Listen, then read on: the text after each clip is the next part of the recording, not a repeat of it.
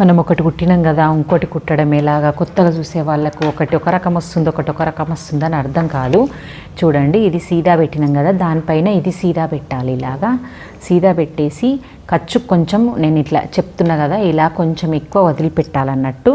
Next వచ్చేసి కిందికి ఈ భాగం పెట్టుకోవాలి. ఇది కూడా కొంచెం అంటే మనకు రాసున్న వైపే పెట్టుకుంటాం కాబట్టి అది ఆటోమేటిక్గా కొంచెం ఖర్చు ఎక్కువ పెట్టేసుకోవాలన్నట్టు. పెట్టుకొని ఫస్ట్ ఇలాగా అన్నట్టు ఎంత మనం కరెక్ట్గా కుట్టు మందం ఇలా కుట్టేసుకోండి. ఫస్ట్ వేసుకొని మూడు క్లాతులు ఇలా పట్టుకోండి. కింద లైనింగ్ క్లాత్, మధ్యలో మెయిన్ ఫ్యాబ్రిక్, పైన క్రాస్ పట్టేది పెట్టుకొని ఇక్కడ వరకు వచ్చిన తర్వాత ఇక్కడ ఇలా సమోసాలాగా ఫోల్డ్ చేయండి. చేసి ఫస్ట్ మేము కింది క్లాత్కి సర్ది పెట్టిన తర్వాత పైన క్లాత్కి ఇలా సర్ది పెట్టేసుకోండి.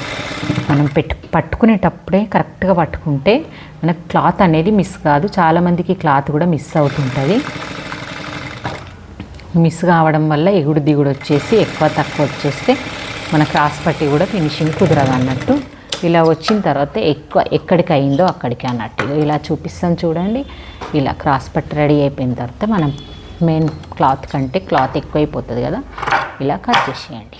కట్ చేసి నెక్స్ట్ ఇప్పుడు ఇన్విజిబుల్ క్రాస్ పట్టిలాగా అనిపిస్తుంది, మళ్ళీ కుట్టడం ఈజీ అనిపిస్తుంది. దీన్ని ఇలా ఫోల్డ్ చేసుకోండి. డబుల్ ఫోల్డ్ చేసుకోవడం వల్ల పోగులు అనేటివి బయటకు రావన్నట్టు. ఇలా డబుల్ ఫోల్డ్ చేసుకొని ఇలా సెట్ చేసుకోండి. మన క్రాస్ పట్టిలో చాలా ఈజీ ట్రిక్ ఇది. అంటే ఇది కూడా కనబడద్దు అని అనుకుంటే నేను చెప్పిన పద్ధతి, అప్పుడు చెప్పిన పద్ధతి చేయండి. పర్లేదు, ఇది మంచి ఉంది, బాగుంది, ఇలాగా ఈజీగా మనకు ఫాస్ట్ అయిపోతుంది బ్లౌజు అంటే ఇలా కట్ చేసుకోండి.